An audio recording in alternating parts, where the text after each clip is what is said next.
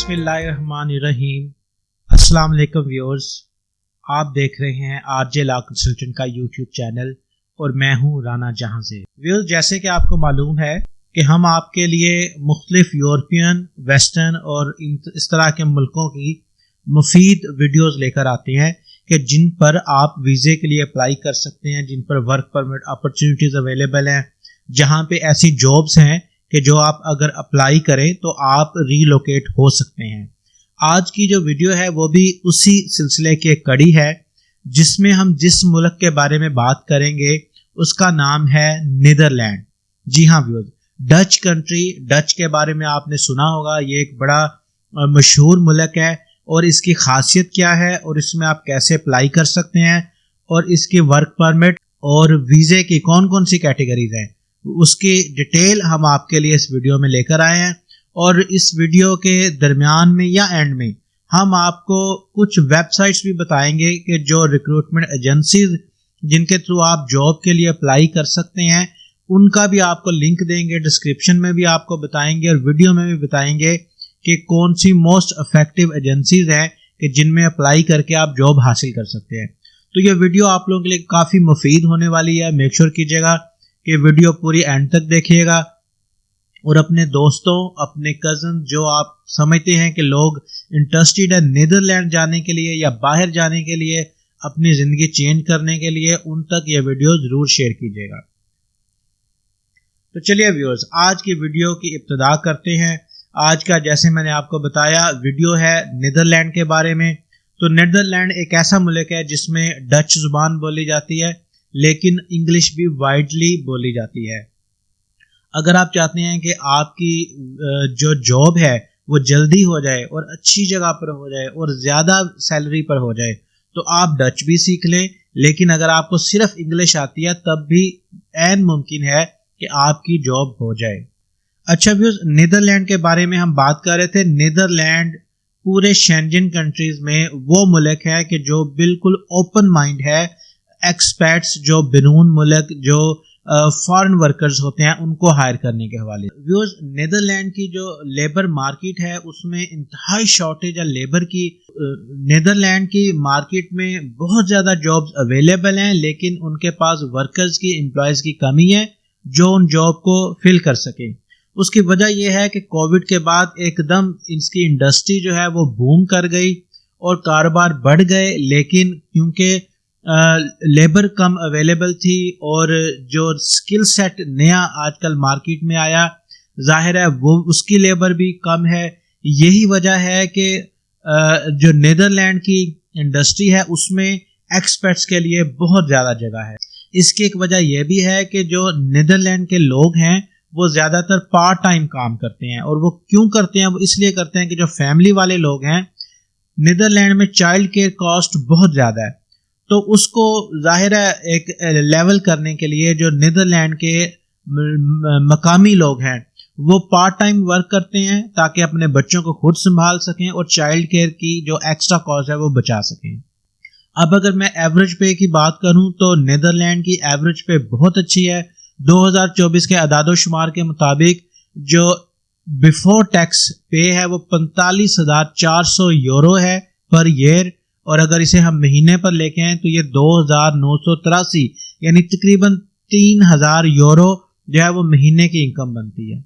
और अगर मैं मिनिमम वेज की बात करूं, जैसे अगर मैं बात करता हूं कि बिल्कुल ही एक ऐसा शख्स जिसके पास कोई इस तरह का स्किल नहीं है और वो लेबर पे जा रहा है, बिल्कुल ही एक आम मिनिमम वेज वाली जॉब पे जा रहा है, तो उसकी भी जो पर आवर इनकम है वो 13.68 यूरो है, यानी 13.68 यूरो हर घंटे के उसे मिलेंगे, चाहे किसी तरह की भी जॉब हो। ये वो मिनिमम इनकम है जो मैं आपको बता रहा हूं। और इसका अगर आप राउंड अप करें कि महीने की कितनी इनकम बनती है, तो वो 2,000 बनती है और तकरीबन पाकिस्तानी 6 लाख रुपया हर महीने आप नीदरलैंड में कमा सकते हैं अगर आपकी जॉब बिल्कुल नॉर्मल जॉब है। तो अगर आपके पास कोई स्किल सेट है और आप कोई हुनरमंद हैं, तो आप सोचें कि आपकी जो वेजेस है वो कहाँ तक जा सकती है। अच्छा व्यूअर्स, नीदरलैंड में एक और बड़ी अच्छी बात यह है कि जो नीदरलैंड के एम्प्लॉयर हैं वो हैप्पी हैं आपको स्पॉन्सर करने के लिए। अगर आपकी जॉब हो जाती है तो वही आपको स्पॉन्सर करते हैं, वही आपका वर्क परमिट अरेंज करते हैं, वही जो लेबर मार्केट का शॉर्टेज का टेस्ट है वही कंडक्ट करते हैं। यानी नीदरलैंड में अप्लाई करने के लिए आपको कुछ नहीं करना, आपको सिर्फ ये करना है कि आपने जॉब अप्लाई करनी है, इंटरव्यू की तैयारी करनी है, सीवी अच्छे तरीके से बनानी है। ये प्रोसेस आपने मुकम्मल करना है। अगर आपकी जॉब हो जाती है तो बाकी फिर आपने अपने एम्प्लॉयर पे छोड़ देना है। आपको एम्प्लॉयर शॉर्टेज लेबर टेस्ट भी आपके लिए करेगा, आपके लिए वर्क परमिट रेजिडेंस कार्ड भी अप्लाई करेगा, हत्ता कि आपका एम्प्लॉयर आपको रीलोकेशन चार्जेस यानी रीलोकेट करने के लिए जो आपका खर्चा हो रहा है वो भी आपको अदा करने का पाबंद है। वो आपको ट्रैवलिंग एक्सपेंस और फ्लाइट की टिकट भी अदा करने का पाबंद है। जी ये तो थी नीदरलैंड के बारे में बड़ी अच्छी अच्छी बातें जो मैंने आपको बताई। अब नीदरलैंड में कौन कौन से नाम के वर्क परमिट हैं या कौन कौन सी इमिग्रेशन कैटेगरीज हैं जिन पे आप जा सकते हैं, अब डिटेल में उसका तज़किरा कर लेते हैं। तो वे सबसे पहले हाईली स्किल्ड वीज़ा। जिस तरह यूके में मुख्तलिफ इमिग्रेशन कैटेगरीज हैं जिन पे आप जाकर रीलोकेट हो सकते हैं, सेटल हो सकते हैं, इसी तरह नीदरलैंड में जो है वो हाईली स्किल्ड वीज़ा अवेलेबल है। अगर आप हाईली स्किल्ड हैं यानी आपका एजुकेशन बैकग्राउंड है, आपने इंजीनियरिंग की हुई है और उसी की आप जॉब करें, उसका एक्सपीरियंस है, तो आप हाईली जो है स्किल्ड वर्कर में आएंगे। अगर आप डॉक्टर हैं, आपने जाहिर है डॉक्टर की डिग्री की हुई है और आप हॉस्पिटल का एक्सपीरियंस है तो हाईली स्किल्ड में आएंगे। इसमें मैनेजर्स भी आते हैं, इसमें प्रोफेशनल ट्रेनर्स भी आते हैं। यानी इस तरह का हाईली स्किल से ये मुराद नहीं कि आप बहुत टॉप नॉच लेवल पे आप जॉब कर रहे हैं।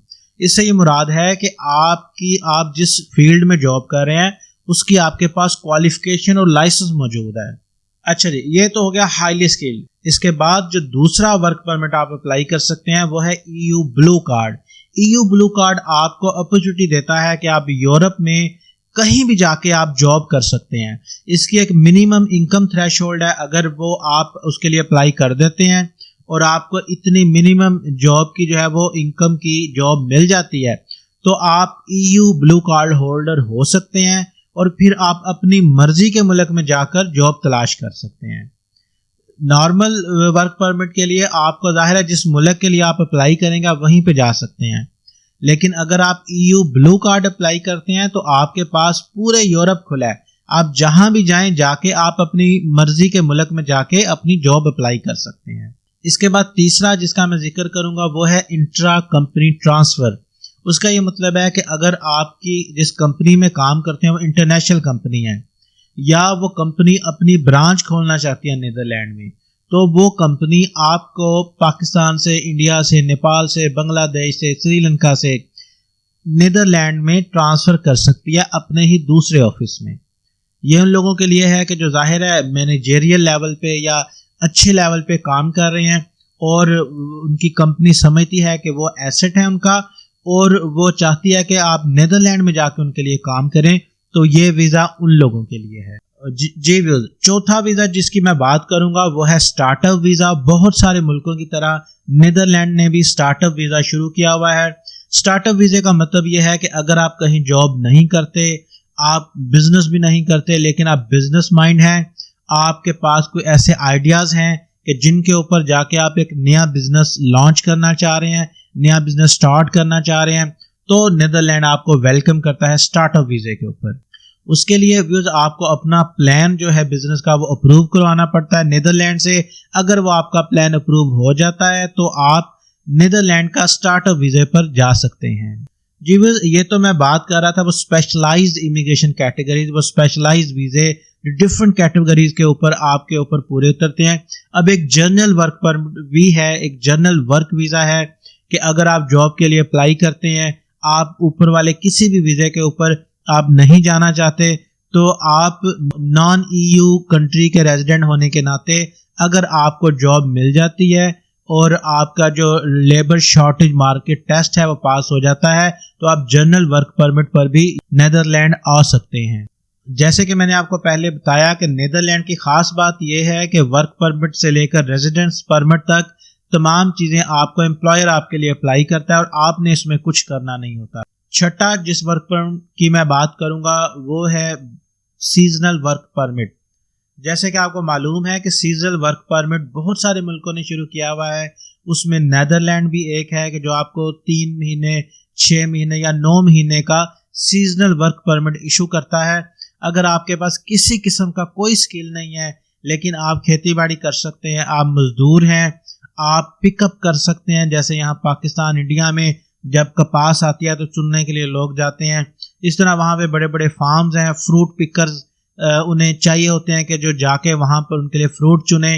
अगर आप खेती बाड़ी में दिलचस्पी रखते हैं इस तरह का, या अगर आप हॉस्पिटैलिटी इंडस्ट्री में इवन के आप काम करते हैं, करना चाहते हैं, तो जाहिर है जो टूरिस्ट का एक सीजन होता है टूरिज्म का 3 महीने 6 महीने के, जिसमें नेदरलैंड को पता है कि टूरिस्ट ने आना उनके मुल्क में तो उनको एक्स्ट्रा लेबर की जरूरत है, तो वो आपको 3, 6 या 9 महीने का सीजनल वर्क परमिट देकर हायर कर लेते हैं। अच्छा, फिर इसके बाद एक सेल्फ एम्प्लॉयमेंट वीज़ा भी है।